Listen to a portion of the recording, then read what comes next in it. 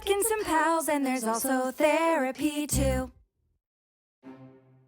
Hello, everyone, and welcome to Park Pals once more. Thank you so much for your patience. I know we weren't here last week, so thank you for that.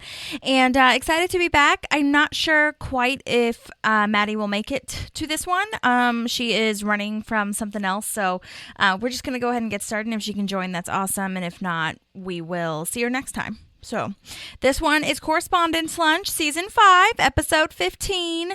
Things to add / things that I missed last week, or last episode, rather. It doesn't really matter, but I'm going to say it anyway. We had talked about we weren't sure if Ben and Leslie were in front of April and Andy's house or whose house they were in front of when she goes to help him with the rings. But it does look like Leslie and Ben were in fact in front of Andy and April's house. And he said, when he says there are no rings, because he found the box he was talking about, and there's a tennis bracelet and something that says wine chick, and he's holding the box, and that's when they kind of back into each other. And you know, she gets discouraged about things not working out, and then she sees the little Sebastian lookalike. I don't know why he was there, or because we kind of thought that he might be closer to oh my gosh, Anne's house, because it would be next to the pit or next to the park or the gala. But I do think they were at Andy and April's house, so at least that's what it looks like to me. So anyway, all right, so getting back into Correspondents Lunch, or starting Correspondents Lunch. This was written by Alexandra Rushfield, who is a producer and writer, and she actually works on the Rob Lowe show called Unstable, which I believe is on Netflix, and we've talked about a little bit with that crossover. She's also worked on the TV show Love. This is her second writing credit for Parks, and she previously wrote Pawnee Commons earlier this season, which is great. We love that episode very much. And then this was directed by a guy called Nick Offerman. We love.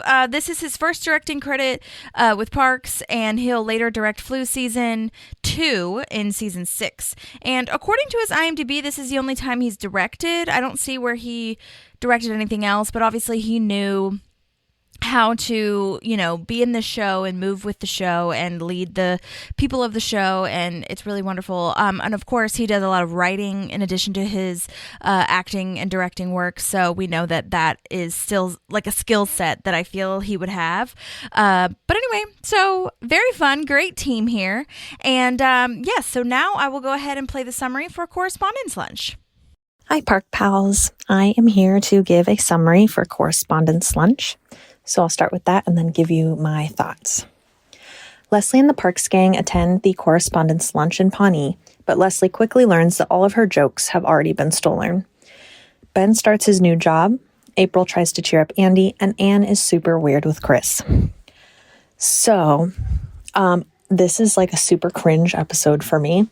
Not in the like Scott's Tots dinner party, those Office episodes way, but kind of just there are little moments where I'm like, oh, this doesn't feel like this character, or it doesn't feel right, or I don't know, it just makes me kind of squirmy. So the biggest part of that being Anne and Chris.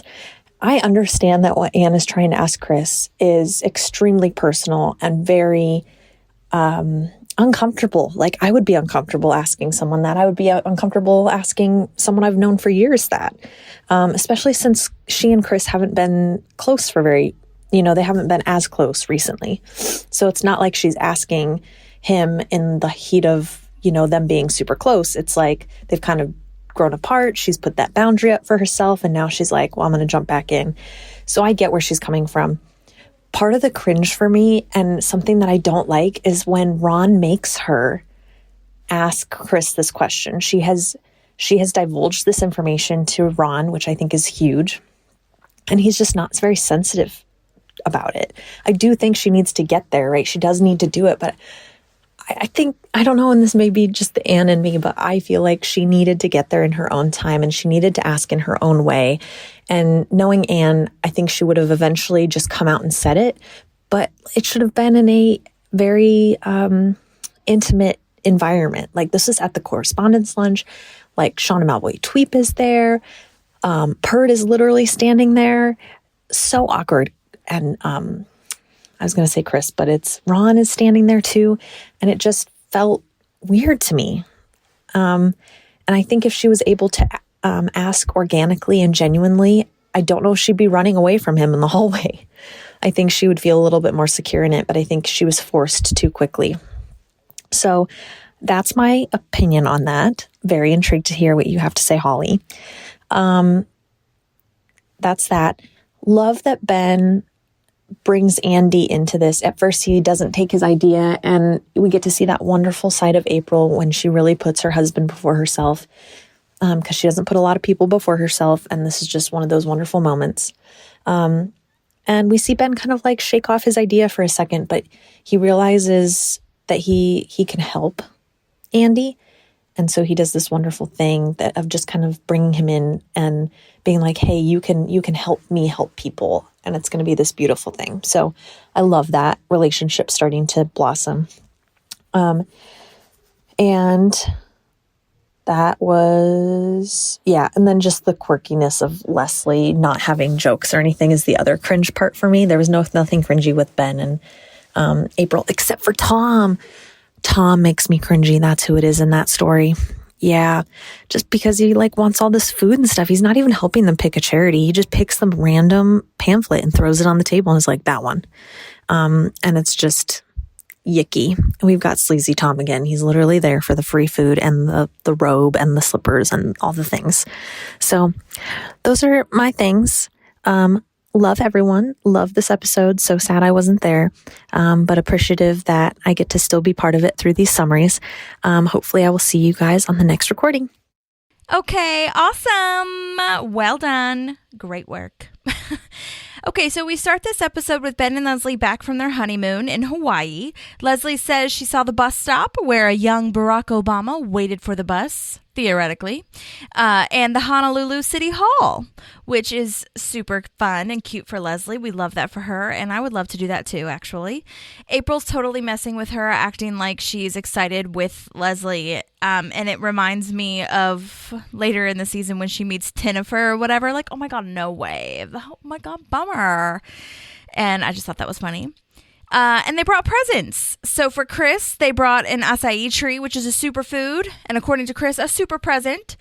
Donna, because she likes her coffee like her men, dark, rich, and full-bodied. And then for Anne, they got a fertility tea that they will definitely be throwing away because as she tells the story, she realizes that it is probably either a drug or poisonous or it just isn't safe because it was in the back of his truck or something or car or whatever. And then it's really funny because April and Andy give a look after they throw it away like, okay, yeah, we'll get it. So which does lead me to believe that it is drugs. So it's probably some sort of weed. You know what I'm saying? So April and Andy will enjoy that later, I'm sure. And then they got the Hawaiian God of Anger for Ron. It looks so good. It looks so much like Ron, and Ron loved it. And he holds it up to his face, and it's so lovely. I love it so much. And it's wooden, which is perfect for Ron. He could have even made that.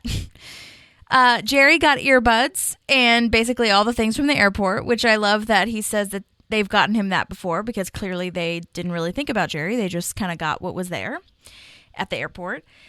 Tom got an autographed portrait of Scott Coe from Hawaii 5-0. I've never watched that show, but I know that they did. I feel like they did a reboot, I want to say. And it does shoot in Hawaii, so that's great. Good job. Great work. I'd love to be cast in that because then I could go to Hawaii on their dime. But we'll see. You know what I'm saying? Anyway, what a dream. What a dream.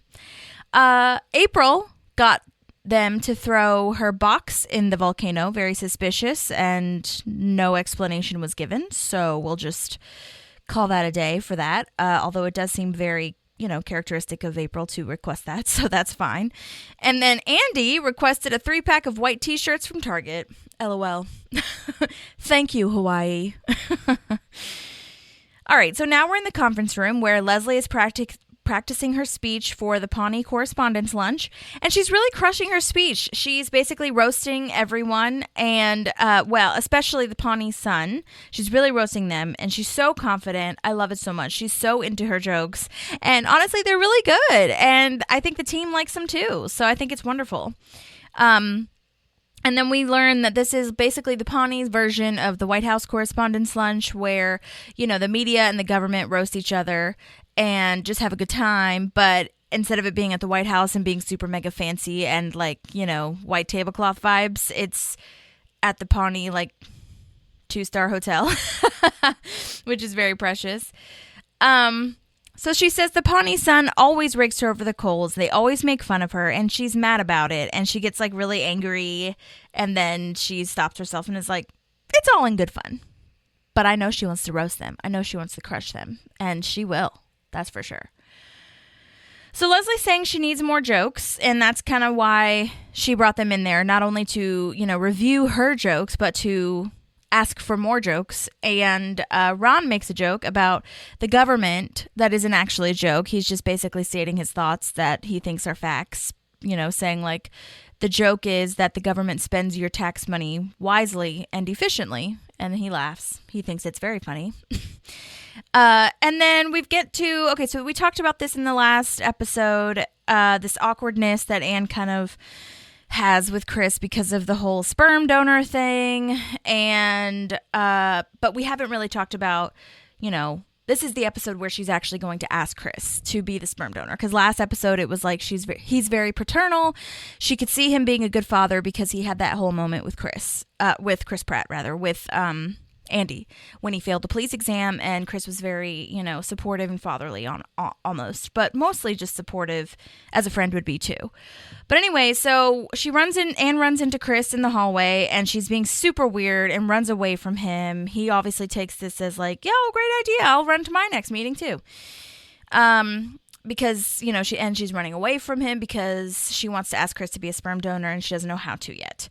And when she runs away from Chris, she accidentally, well, maybe she knew that it was Ron's office, but she, goes into Ron's office. She's hiding there, and she asks for his advice on how to talk to Chris, but she says it's for a favor that she wants somebody to do, and she doesn't know how to be direct and firm and basically kind of blunt, really, to just say what she's thinking.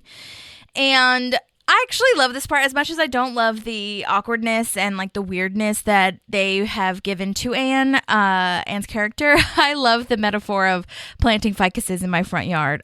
Oh my gosh. And I just love that writing there and the analogy and Anne's line in her talking head of like grossest metaphor ever.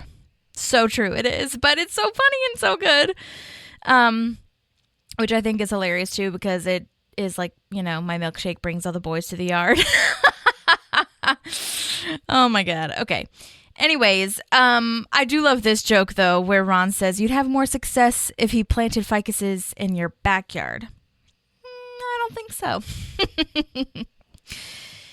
All right, so now we're at Sweetums with Jessica Wicks because Ben has finally taken a job offer. We talked about this ages ago, it feels like. I feel like we haven't really touched base on where he landed with his job, because I feel like the last episode was when they were at Andy and April's house, and he was like about to take the accounting job, and Leslie was like, if you don't like it, find something that you do like, just take a beat, whatever, which was honestly like the most un-Leslie advice ever, but it worked for him, But anyways, so yeah, we finally learned that this is the job that he accepted.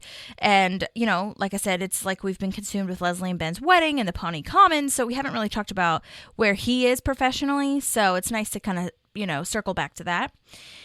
His office is giant. We've got Nick Newport's naked wheelchair picture in the office and Jessica Wicks' naked, just regular picture. Like looking back at it.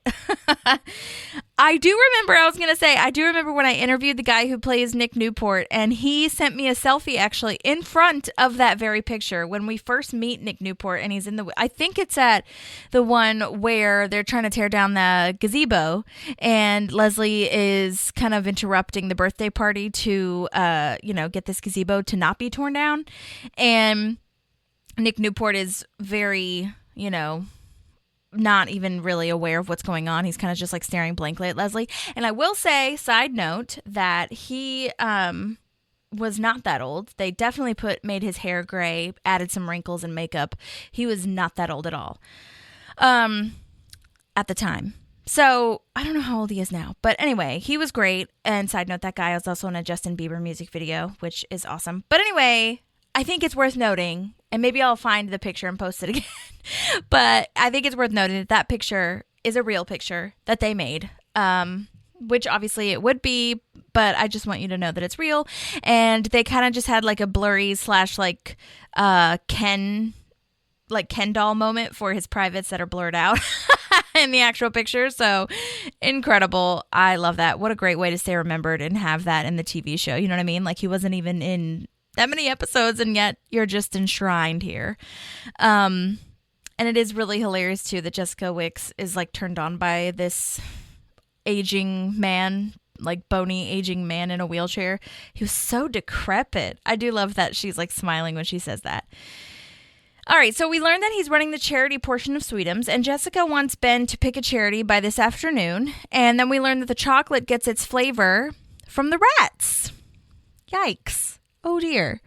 Because that's kind of the joke where most of the charity that Ben is doing, and we talk about this a little bit more directly later on when he eventually, spoiler alert, is no longer working there. He basically says, you know, most of the charity that they do is to cover for bad things that have happened. So this, like, the charity is just making up for the bad things that have happened, right? So he says that the rumor is that, you know, rats are used in the chocolate, and she's like, well, you know what they say about rumors? And he's nodding as if it's, you know, they're not true. And she's like, they're mostly true. And that the flavor comes from the rats. So that's fun. All right, so now we're actually at the Correspondents' lunch, and the Wood-Eye guy is back, Jim Meskimen, who we interviewed. Check that out. There were a lot of deleted scenes with him because he actually does impressions professionally. So I'm sure they let him maybe improvise or maybe just gave him some ideas that were scripted or something. But it was fun to see the deleted scenes that they let him kind of riff with.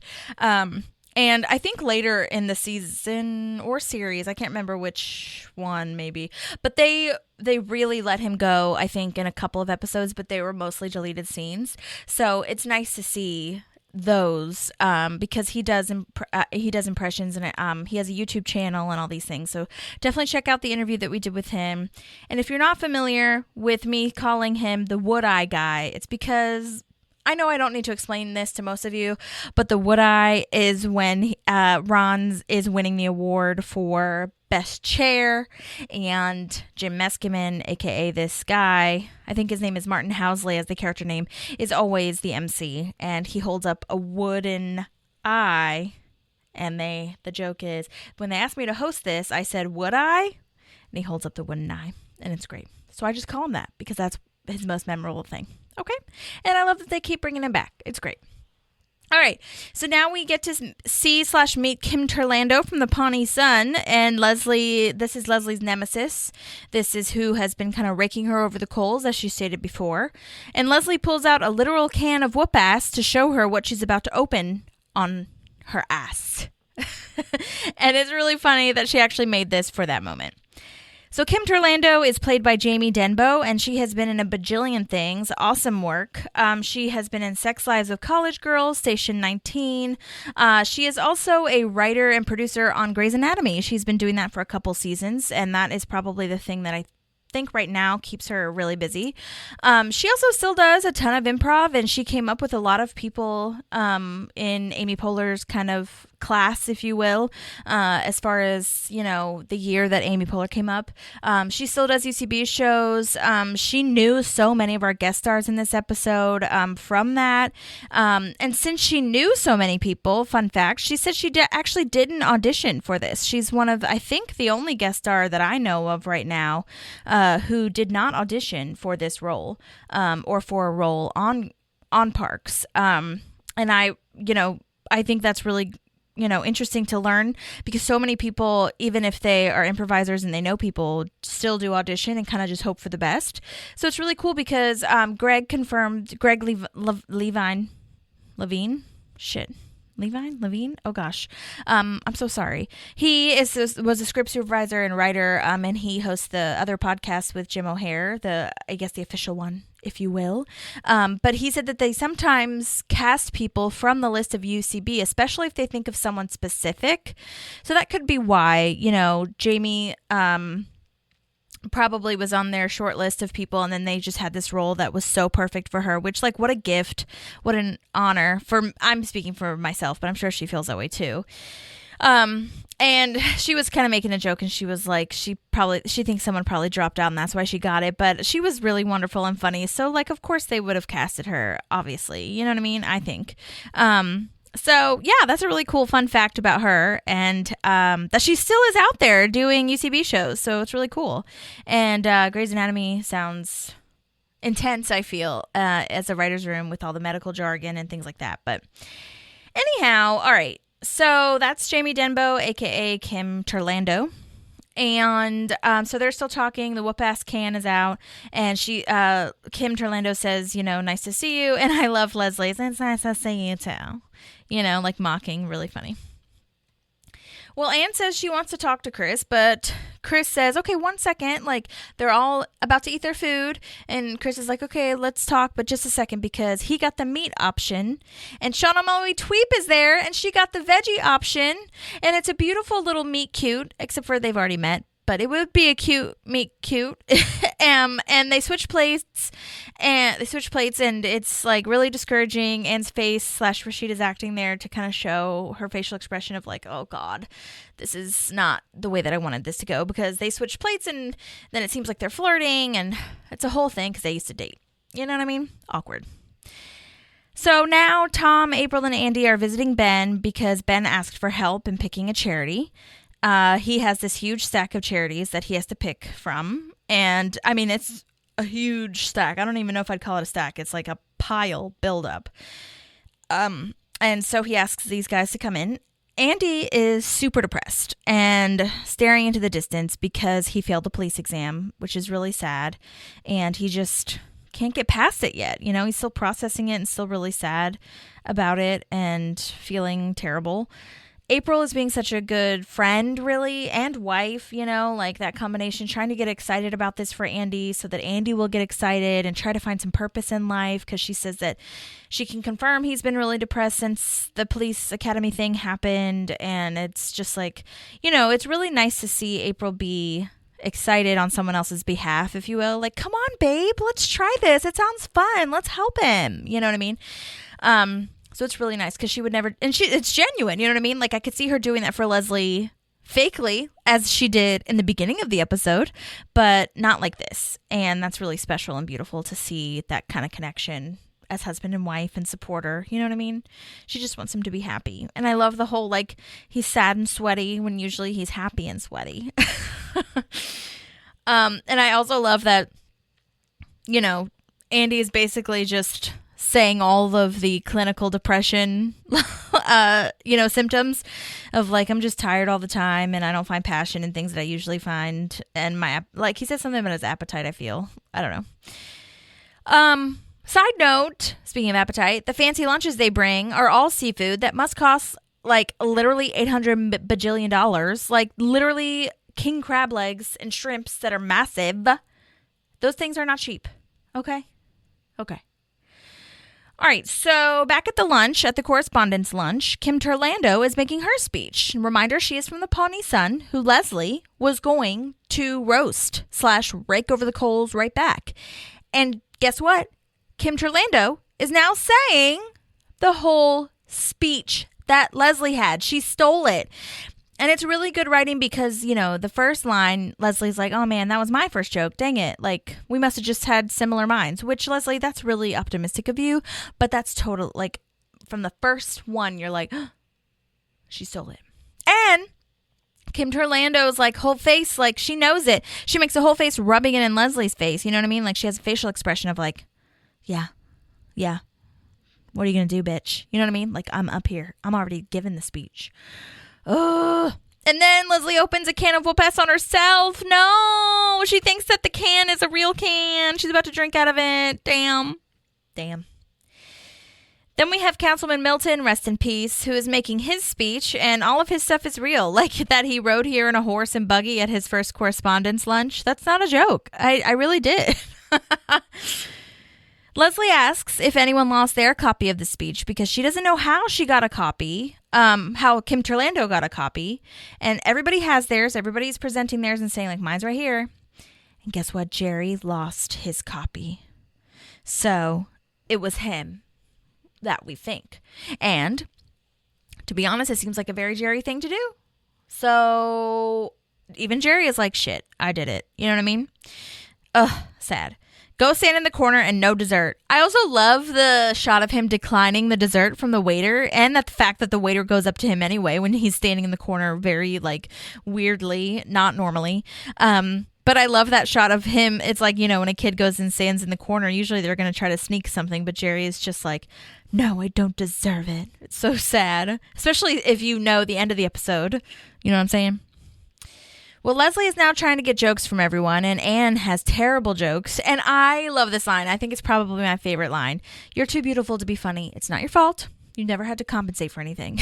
The rest of you ugly nerds need to give me some jokes, stat. I laughed out loud at that. I can relate. That's all I'll say. So Chris is staring at the camera, which makes sense when she says that, because he's kind of like confused because he doesn't really fall into that category of ugly nerd. So you know what I'm saying? Anyway. All right, so now we are back at Sweetums, and Andy has an idea for a charity that he found, and Ben definitely shrugs it off. He's like, okay, yeah, just, put it in the pile. And I'm like, Ben, why the fuck did you invite him then, or them, to come in if you weren't going to take their suggestions seriously? Like, you didn't even say, okay, yeah, I'm going to have like a meeting at the end, and I understand it's a show, whatever. But I'm like, yeah, we're going to like talk about it all together at the end and make sure that we're giving everybody their due diligence and everybody gets to present their charity or whatever. He just shrugs it off. And I'm like, bitch, you see how sad Andy is? Listen to him. Oh my God. Annoying. Sorry, Ben. But Ben has I don't know. Ben has been doing that to like a lot of characters, I feel, especially Ron. But now he's doing it to Andy. I'm kind of annoyed about that. But, anyway, that's just a side note. I love Ben. I love Ben. Okay. All right. So, yeah. And I just wrote a note that I'm kind of on April's side when she says, no, he found something. He's going to tell you about it right now, So he does, which is Redwood Music Program, which is an after-school music program for kids, and it will keep them off the street, which is a really lovely idea. I think it's great. So back at the Correspondents' lunch, Joan Calamezzo, a.k.a. our fave Mo Collins, is roasting Perd Hapley, which is hilarious. I love that all the guest stars are here. I love it so much because they're all in the news, and I didn't even think of that until I was like, it's between media and the government. You know what I'm saying? So it's really lovely. They're correspondents. You know what I'm saying? Okay. So Anne goes up to Ron and is like, oh my gosh, it's so gross. Chris and Shauna are flirting. They're like in public. You know what I mean? Like they shouldn't be doing that in public. And she's very, vulnerable at this moment and taking it too seriously because Ron is like, that's called a conversation, And then she finally tells the truth about her, quote, advice that she wanted to get from him. And this is where he's like, that's the only metaphor you could think of? Like, what? And then Ron immediately runs away because it's getting too personal. Okay, so Leslie is panicking still about not having a joke because her speech is going to come up and she's not going to have anything. And she's saying, maybe you should just do impressions. Or maybe I could just do impressions rather. And then Borat comes out. Like, what? No, that's not going to work.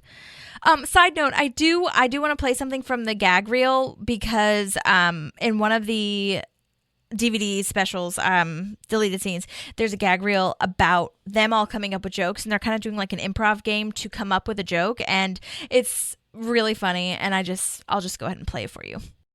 I used to have this thing in camp where you would say a word and then someone else would say a word and then eventually you would end up with a joke. So let's try that, okay? I'll start. Kim Turlando eats so much potato that Ron. Oh my God. She eats so much potato that Ron Keep going. thinks that She's potato. Oh my God. America. and I'm not funny. Mm-hmm. She eats so many potatoes that Ron thinks she's Potato America. Hilarious. So, okay, how do I say this? Basically, that was also a deleted scene, so I'm sure, and it went on for quite a bit. They did that a lot. They went around the circle and kind of said words. And so I think that was mostly like an improv moment where they're like, yeah, just actually do like an improv game, the camp game, you know what I mean? And like make it up and figure it out. I'm sure they had some of it scripted. But anyway, I just needed to show the laughter part of it though, because and they obviously deleted it. So I wanted you guys to see, because it really sounded like they were actually at camp trying to make this up. I feel like I just said the same thing 20 times. But anyway, that's them laughing, and I love to hear them laughing when they're filming. Okay. All right. So, now Leslie is asking, Joan is still up there roasting Perd, but she's finishing up, and Leslie had asked Joan to read something to introduce Leslie. Yikes. Strap on your adult diapers because you're about to wet yourself with laughter. I love that Joan's face at the end is like, fuck, why did I agree to that? Like, I should have read that before she gave it to me. You know what I mean? Or before I read it out loud, rather. And Leslie totally bombs. It sucks so bad. And Kim Turlando is like feeling that she won. You know what I mean? And I love that Leslie does the comedian thing of like, oh, well, you know, they're giving me the lights. So... sucks. All right, well, now we're back at Sweetums with Ben and the team, and Tom is being an ass and blending a smoothie, and somehow he got a robe somewhere, and that's all he's really there for. He hasn't helped at all, which is awful. Ben says that he went ahead and picked a charity, and it wasn't Andy's. It's an ambulance that services rural areas so they'll get to the hospital faster, which is a big deal and a very... honorable and great charity. It's just really sad to see Andy so upset, you know? And oh my gosh, Pratt does a great job here. Andy's character crying, full of tears, or no, he doesn't fully cry. Tears don't come in his eyes, but he is definitely about to cry. His eyes are watering. And it is so good because to see a character that is constantly joyful and happy, the golden retriever, to see him cry, it's so unfortunate. And it's so sad. You know what I mean? So I think he did a great job to bring that to light. And then April tells Ben, you know, what's going on with Andy, why does she need to say that? Ben, can't you just like get that, you weirdo? But April spells it out and, you know, finally is just like, look, he's been really depressed and now you didn't like help him in any way, and so now I have to go take care of him, you know? Which Ben makes up for it a little bit later, so it's great. Okay, so now we are back at the Correspondents' lunch. Anne finally goes up to Chris and is super nervous. She says his name like Christopher, and classic Chris laughs at it even though it's weird, which I think that, oh God, I think Rashida Jones does a great job. But the writing of this, you guys, I love this show so much, but the awkwardness does not have to be this way. And I get it's for the funny kind of, sort of, but like Anne and Chris are so mature and have come so far in their maturity and like development and personality, not only as like their characters, but within themselves. I'm just like, Anne can have this conversation with Chris. Like, she might need to work up to it, of course, but the way that she just like blurts this out, I'm sorry if it's controversial. I'm just like, this didn't have to be this way. And it's so fast. And I understand a little bit on the back end of, if you know any of the behind the scenes, like why this happened, but I'm just like, yikes. So it all ends up okay, but I'm just like, it didn't have to be this awkward. It didn't have to be this weird. Okay, moving on. Anne makes up that she's taken a survey asking people what their spirit animal is because she can't think about anything else to say. And I love that Chris immediately answers Jaguar, and Perd is around and says doggy. Oh my God. And then Ron overhears this and says, Anne, no more delaying. Do it now. Ron, why? In front of Perd? Come on. So she does. And I just don't like this. I don't like how this was handled. It shouldn't have been rushed. Ron shouldn't have interfered. She could have had a great conversation with him and explained that she's been wanting a baby. She shouldn't have run away afterwards. Like, I don't like it. And I'm sorry. I'm really sorry. Moving on. Okay, so Jerry comes back and says that he didn't actually lose the speech, so it wasn't his fault. It was actually in his shoe. It's a little moist or damp or whatever he says, but it's here. And they have no idea how she got the speech, but Leslie figures it out how she, meaning Kim Turlando, got the speech. But Leslie figures it out that the Pawnee Sun has hacked her email, and then she smashes her phone, which doesn't help. And it's also Jerry's phone. The police said they're going to launch an investigation, but it could take months, which is wild. Leslie says she has a press conference in 2 hours, so she needs to go through everything and all her emails to see what they might have on her. Andy comes into Ben's office back at Sweetums now. And Ben says, thank you for the help and, sorry for not choosing the after school program. Like basically saying, I'm glad that you helped me and you did a great job, but we're just not going to go this way. And Andy is wildly astute and mature and wise and says he completely understands the reasoning behind Ben's choice, using words like, it's effective and it'll look good in the media. Like, what the fuck?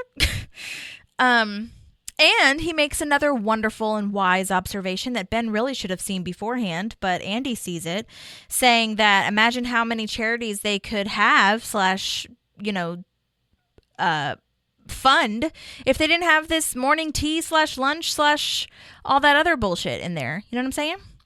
And then he comes back to the Andy that we all know and love, where he makes a fart observation that his pants are so tight that you couldn't smell the fart because his pants are just too tight.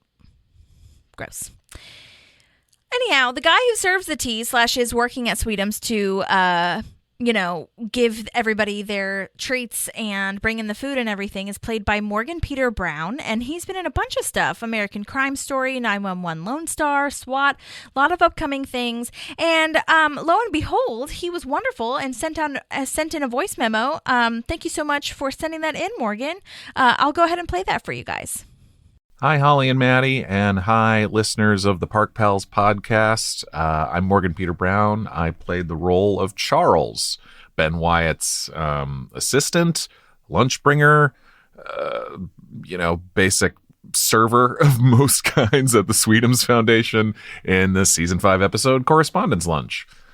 It's always such a joy to talk about this show. I was a fan of Parks and Rec from the beginning, so booking a role on it was a dream come true as an actor.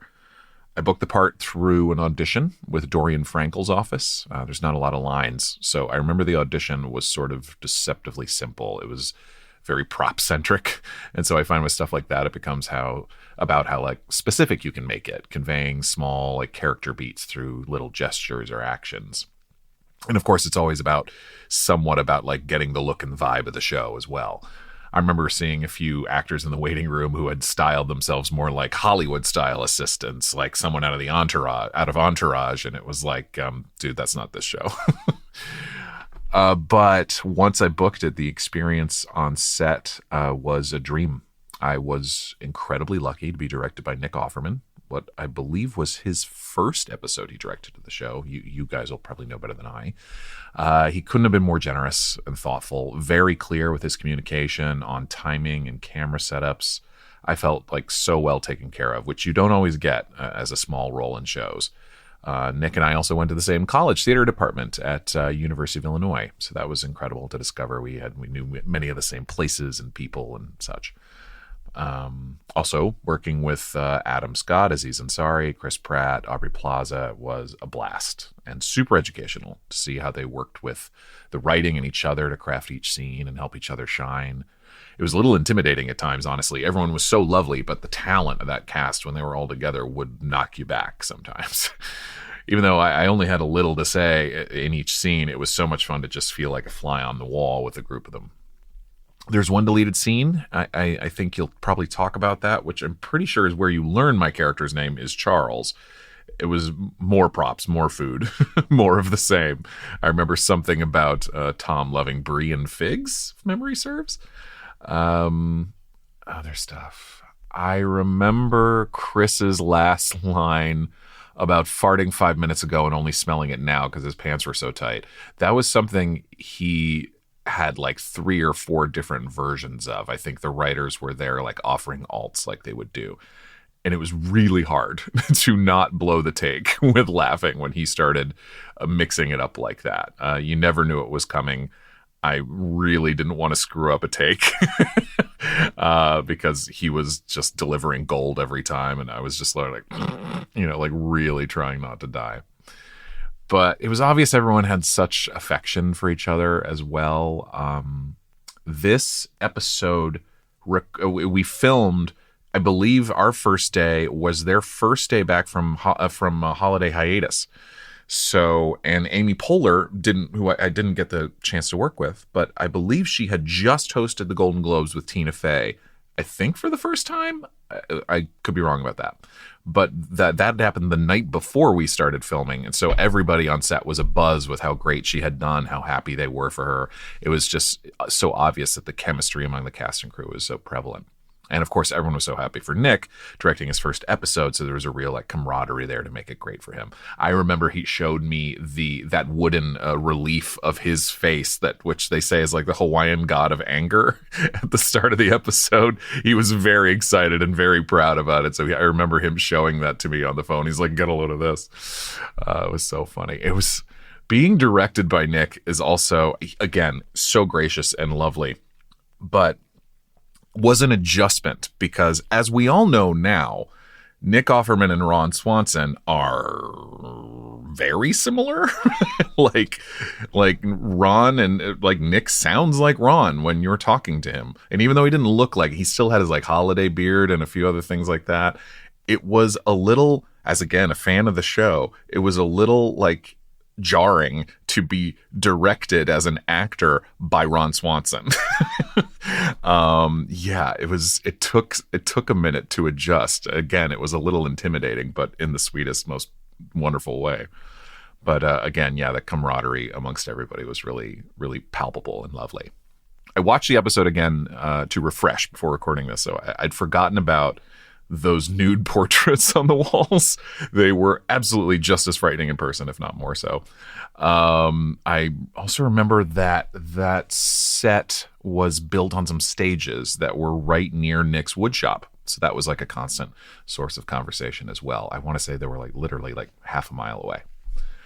I've been fortunate to be a part of a lot of great shows in my career, but this is one of the ones where I truly pinch myself that I got to be a tiny part of this legacy. I still hear from friends regularly who are watching or rewatching it today saying is that you pushing a cart with oysters and fondue and stuff? And it's yep, that's me. But the fact that they made me feel like such a part of the team for my time there, even though it was, I think, just, 2 lines, I would have done anything for them. They were so gracious. Of course, I'd hope they'd bring me back for more episodes.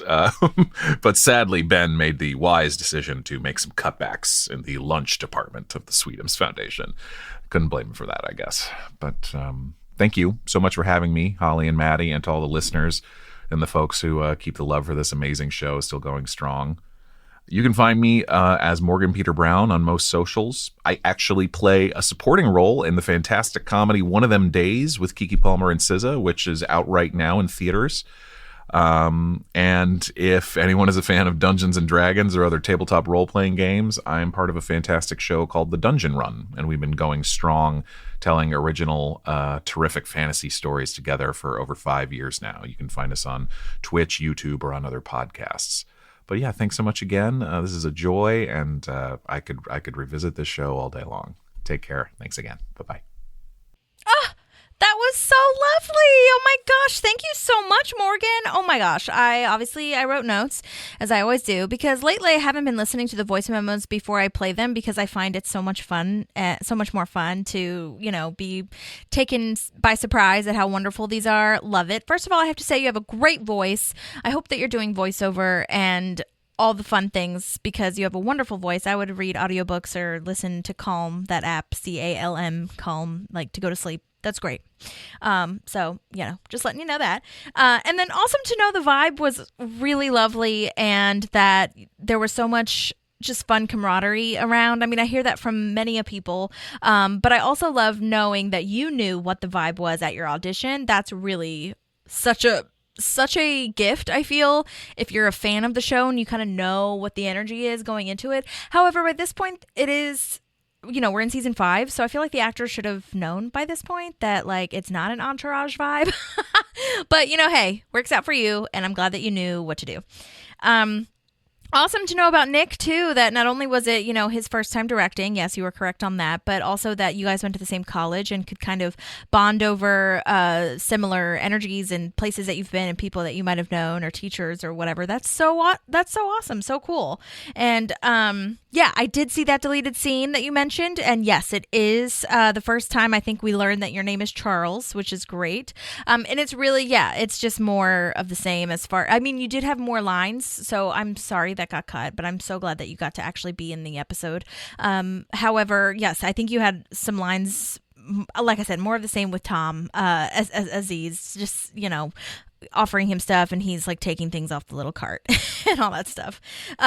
So cool that you got to see / like, I know you said you didn't work with her, but that you got to hear the vibes that / like the, atmosphere around her Amy Poehler coming back from the Golden Globes. I still think that Amy and Tina are the best people to host that show. It's so good. It was so good. So hopefully they can do that again one day. But yeah, I love that so much.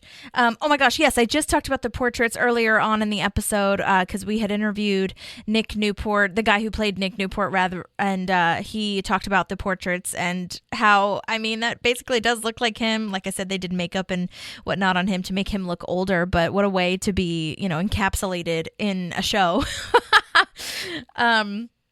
And then, yes, oh my gosh, I have seen the ads and the TikToks and all the things for One of Them Days. So I need to go watch that. Love that cast. So I would love to see you in that and them in that.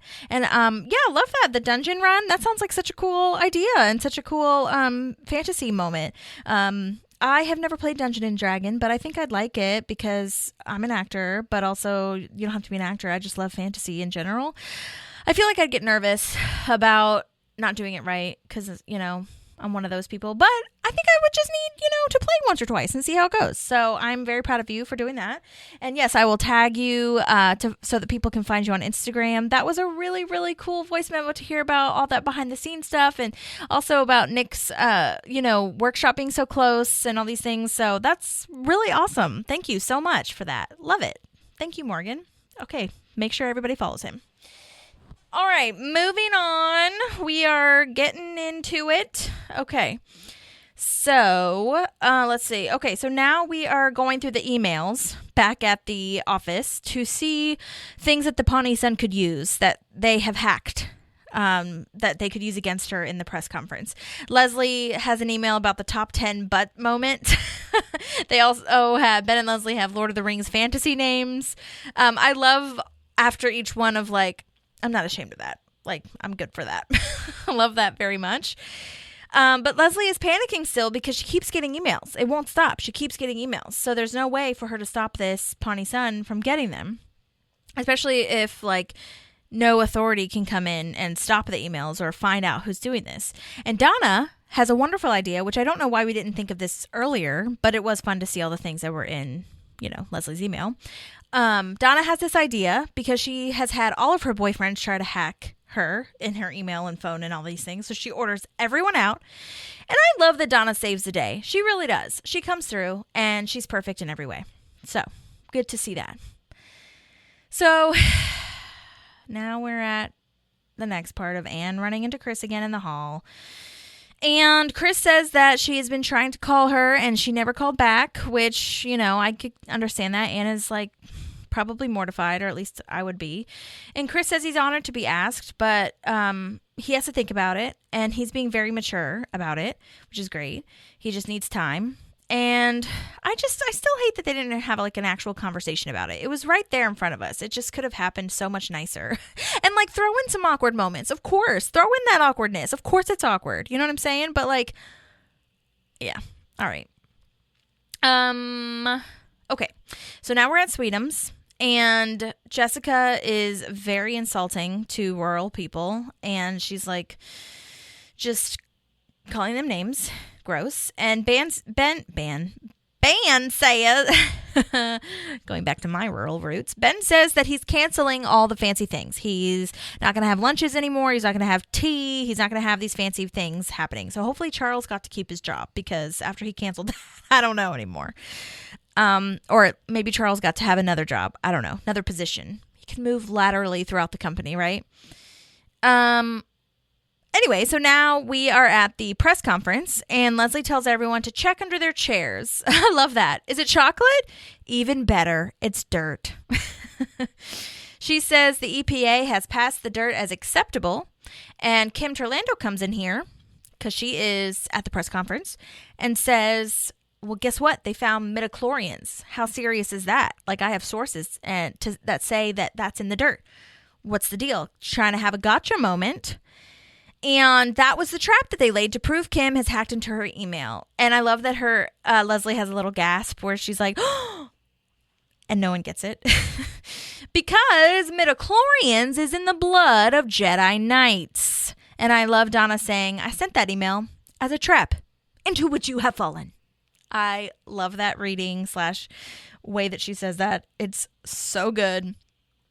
Kim tries to play it off as she was cool and didn't know Star Wars because she had sex in high school. Blah, blah, blah, blah. But she's been caught red-handed. So that's it. And she's done for. And Donna says what we're all thinking, really, and says, get to stepping. Yeah. Okay, moving on.